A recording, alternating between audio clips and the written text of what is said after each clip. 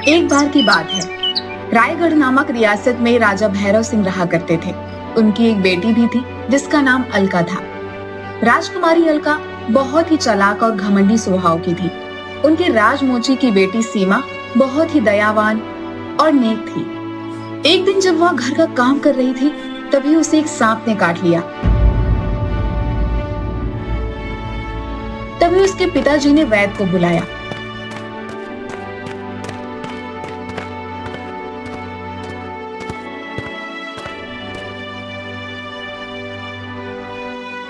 सांप का जहर खून में चला गया है। बस किसी चमत्कार से ही ये ठीक हो सकती है। सब उसे ठीक करने की आशा छोड़ देते हैं। महल की राजकुमारी अलका सीमा की हम उम्र की ही थी, लेकिन वह सीमा का बहुत मजाक उड़ाती और उसे लंगड़ी कहकर बुलाती थी।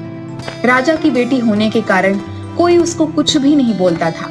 एक दिन जब वह सब खेल रही थी, चलो हम दौड़ का मुकाबला करते हैं। जो प्रथम आएगा उसे मैं अपनी नई सोने की जूतियां दूंगी।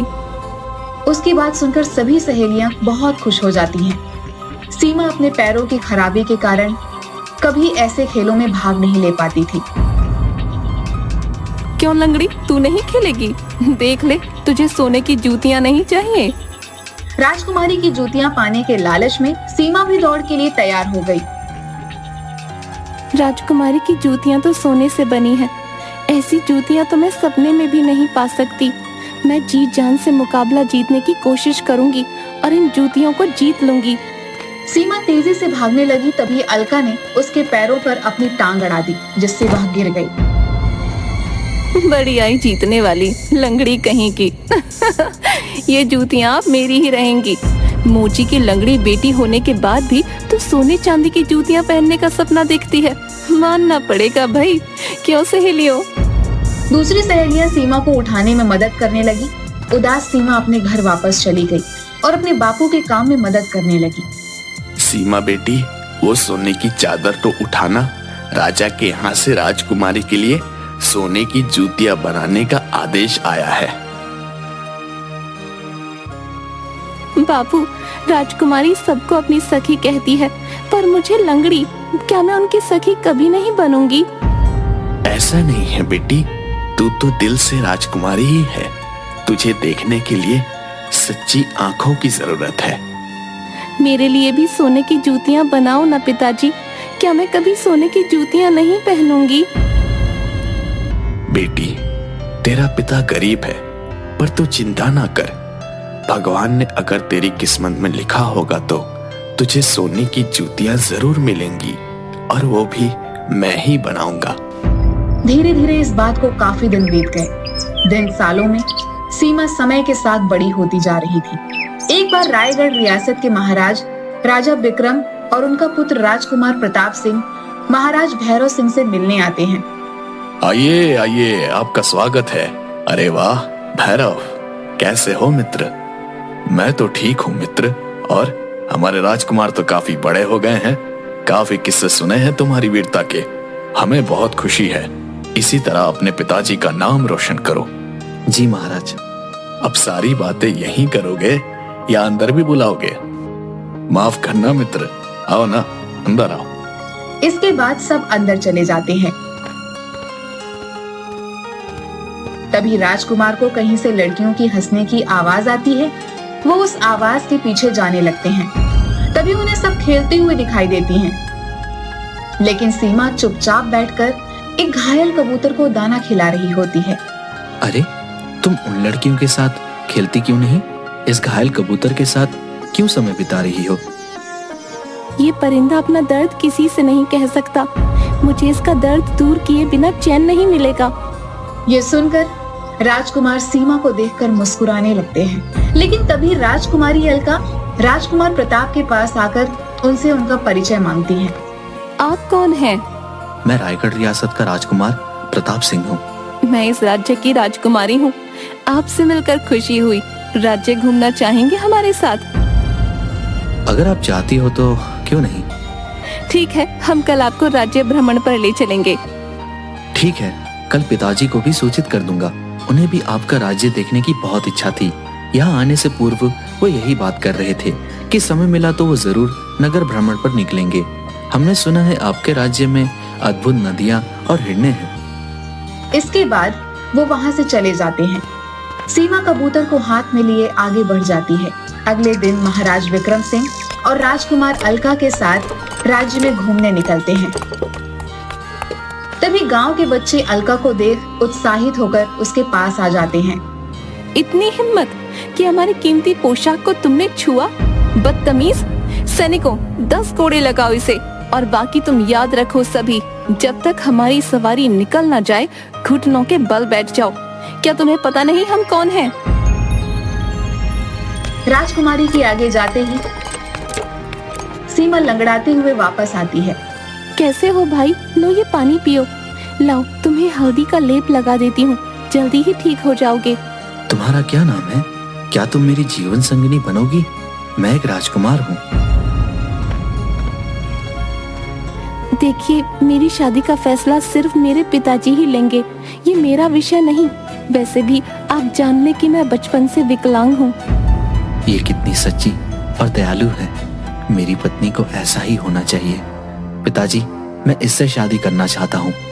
बेटा, मैं अमीर गरीब में कोई फर्क नहीं करता। अगर तुम्हें ऐसा लगता है कि ये लड़की तुम्हारी जीवन संगनी बन सकती है तो मैं कल ही इसके यहाँ रिश्ता भिजवा दूंगा। दूसरी तरफ अलका महाराज विक्रम सिंह की बातें सुन ली। यह बात सुनकर राजकुमारी अलका को बहुत बुरा लगा। महल वापस आने पर वह बोली, राजकुमार, शायद आपको पता नहीं, सीमा लंगड़ी है। उसका एक पैर बड़ा और एक पैर छोटा है, जो साधारण रूप से चल भी नहीं सकती। जिंदगी की दौड़ में आपका साथ कैसे दे पाएगी? शारीरिक कमी से मुझे कोई फर्क नहीं पड़ता राजकुमारी। आत्मा की सुंदरता ही सबसे बड़ी खूबसूरती होती है। मुझे ये लड़की बहुत पसंद है। मैं इसके साथ कदम से कदम मिलकर चलूंगा। राजकुमार, क्या मैं आपके योग्य नहीं? क्या वो साधारण लड़की मुझसे ज्यादा रूपवान है? देखो राजकुमारी, अपनी जीवन संगिनी के अंदर कई तरह के विशेषताएं देखना चाहता हूँ। मेरे लिए शारीरिक सुंदरता का कोई मूल्य नहीं। अगर ऐसा है तो आपको उसकी परीक्षा लेनी चाहिए। कोई ऐसा मुकाबला कराना चाहिए जिससे उसकी असली विशेषता का पता चले। हाँ, तुम्हारी बात तो ठीक है। तुम ही बताओ, हमें किस चीज का मुकाबला करवाना चाहिए कि हम जान सके उस लड़की में कितनी हिम्मत और वो सुख दुख का बोझ किस हद तक उठा सकती है। ठीक है राजकुमार, हम लंगड़ी टांग की प्रतियोगिता करवाएंगे। सीमा का एक पैर खराब है, इसके बावजूद अगर वो प्रतियोगिता में भाग लेने को तैयार हो जाती है और जीत भी जाती है, इसका मतलब कि वो रानी बनने के योग्य है। लेकिन बदले में अगर वह न जीती तो आपको मुझसे विवाह करना होगा। मैं तैयार हूँ, लेकिन मुझसे विवाह करने के लिए तुम्हें भी इस प्रतियोगिता में भाग लेना होगा। अगर तुम जीत गई तो मैं तुमसे विवाह कर लूंगा। अलका मन ही मन सोचती है, लंगड़ी टांग प्रतियोगिता का मुकाबला कराना ठीक रहेगा। सीमा की एक टांग तो खराब है, वह इस मुकाबले में कभी भी जीत नहीं पाएगा। मेरा विवाह तो राजकुमार से ही होगा। सुबह होते ही अलका महाराज को इस बात की सूचना देती है। पिताजी, राजकुमार प्रताप सिंह विवाह के लिए लंगड़ी टांग प्रतियोगिता करवाना चाहते हैं। यदि सीमा इसमें जीत गई तो वो उससे विवाह कर लेंगे, वरना मेरी जीत तो पक्की है। मैं ही बनूंगी उनकी अर्धांगिनी। महाराज उसकी बात सुनकर मान जाते हैं। पूरे गांव में ढिंढोरा पिटवा देते हैं। सुनिए सुनिए सुनिए, कल शाम शाही मैदान में लंगड़ी टांग प्रतियोगिता की प्रतियोगिता होगी। प्रतियोगिता में गांव की हर लड़की को भाग लेना जरूरी है। जो लड़की इस प्रतियोगिता में जीतेगी उसे सोने की बनाई हुई जूतियां इनाम में दी जाएंगी और राजकुमार उसके साथ विवाह कर लेंगे। सीमा सोचती है इस प्रतियोगिता में वह नहीं जीत पाएगी। इस प्रतियोगिता में जाना बेकार है। बेटी, तैयारी कर लो, तुझे ये प्रतियोगिता जीतनी ही है। तू कहती थी ना, तुझे मेरे बनाए हुए सोने के जूते पहनने हैं। मेरा मन कहता है अब ये जूते तुझे ही मिलेंगे। नहीं पिताजी, मैं नहीं जीत पाऊंगी। सभी लोग मेरा मजाक बनाएंगे। मैं झूठे सपने नहीं देखती। मैं इसमें भाग नहीं लूंगी। पिता के बार बार समझाने पर सीमा प्रतियोगिता में भाग लेने जाती है। अलका भी प्रतियोगिता के लिए तैयार होने लगती है। वह जैसे ही जूती पैर में डालती है, उफ, इसे पहनकर दौड़ना तो नामुमकिन है।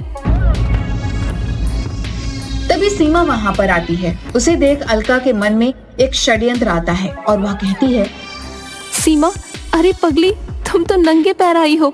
बड़े बड़े घरों की लड़कियां तुम्हारा मजाक बनाएंगी, लेकिन चिंता मत करो, तुम मेरी ये पुरानी जूती पहनकर इस प्रतियोगिता में भाग लेना। आखिर तुम मेरी सहेली हो, इतना तो मैं कर ही सकती हूँ। अलका सीमा को अपनी टूटी हुई जूती दे देती है, जिसके अंदर कीली निकली हुई थी।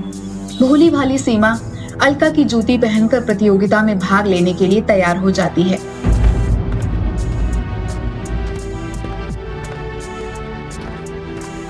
राजकुमारी कितनी अच्छी हैं, कितना ख्याल रखती हैं। दौड़ के समय मेरे पैर में दर्द ना हो, इसलिए उन्होंने मुझे अपनी जूती दे दी। मैं बेकार ही उन्हें गलत समझती थी। महाराज सभी लड़कियों को दौड़ शुरू करने का इशारा करते हैं। आप सभी को अपनी एक टांग से इस दौड़ को पूरा करना है। अब आप दौड़ शुरू करें। सभी लड़कियां दौड़ना शुरू कर देती हैं। दौड़ती हुई सीमा के पैरों में जूती में निकली कीलें चुभने लगती हैं। ओह माँ, असहनीय दर्द हो रहा है। पैर खराब होने के कारण मेरे जीवन में तो कोई खुशी नहीं है, लेकिन मैं जीत कर अपने पिताजी को खुश जरूर करूंगी। वो अपने पिताजी की इच्छा पूरी करने के लिए दौड़ती रहती है।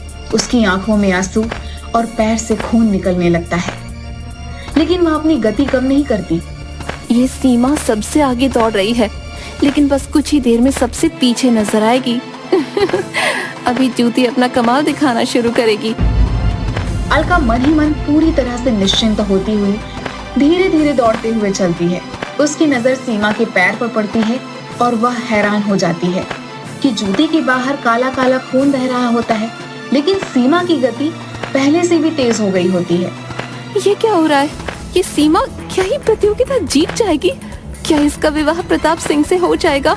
मेरे पैरों में दर्द हो रहा है, बाकी लड़कियां भी रुक गई हैं। आखिर ये सीमा क्यों नहीं रुक रही? आखिरकार सीमा प्रतियोगिता जीत जाती है, और जब उससे पूछा जाता है कि वह यह प्रतियोगिता कैसे जीती और विकलांग होने के बाद भी उसकी दौड़ की गति इतनी तेज कैसे थी, तो वो कहती है, मैं सभी को बताना चाहती हूँ, मेरी जीत का कारण है राजकुमारी अलका। यदि उन्होंने अपनी कीलों वाली जूती मुझे नहीं दी होती तो मुझे दर्द नहीं होता। इस दर्द के कारण मैं जल्दी से जल्दी इस प्रतियोगिता को पूरा कर लेना चाहती थी। अलका शर्मिंदा होकर अपना सर झुका लेती है और राजकुमार प्रताप सिंह, सीमा, इस लंगड़ी टांग प्रतियोगिता के जीत के इनाम सोने की जूतियों के साथ मैं ये ऐलान करना चाहता हूँ कि मैं तुम्हें अपनी पत्नी बनाना चाहता हूँ। क्या तुम्हें कोई ऐतराज है? राजकुमार, मैं एक साधारण लड़की होने के साथ साथ विकलांग भी हूँ। आपके लिए उपयुक्त जोड़ राजकुमारी अलका ही है। अरे बेटी, तुम तो बिल्कुल सामान्य तरीके से खड़ी हो। ये तो चमत्कार है, मेरी सीमा ठीक हो गई है। सीमा अपनी टांग देखने के लिए जूती उतारती है तो वो हैरान रह जाती है, क्योंकि उसकी टांग बिल्कुल सामान्य हो गई थी। कीलों के लगातार चुभते रहने से सांप का पुराना जहर उसके खून के साथ बाहर निकल गया था। राजकुमारी, तुमने तो मेरी जिंदगी बदल दी। अगर तुम नहीं होती तो मेरी टांग ठीक नहीं होती। देखा बेटी, मैंने कहा था ना, मेरा दिल कह रहा था ये सोने की जूतियां अब तू ही पहनेगी। जा बेटी, राज कर अब। तू जीवन की हर दौड़ में हमेशा जीतते रहेगी। अलका मन ही मन शर्मिंदा होती गई। सीमा, राजकुमार का सही जोड़ तुम ही हो। तुम्हारे आगे आज खुद को मैं बहुत छोटा महसूस कर रही हूँ। मैंने जानकर तुम्हें टूटी जूतियां दी थी ताकि तुम हार जाओ। मुझे माफ कर दो सखी। राजकुमारी ने सीमा को गले से लगा लिया और सीमा की शादी राजकुमार के साथ हो जाती है, जिससे राजकुमार उसे अपने हाथों से सोने की जूतियां पहनाता है और सब खुशी खुशी रहने लगते हैं।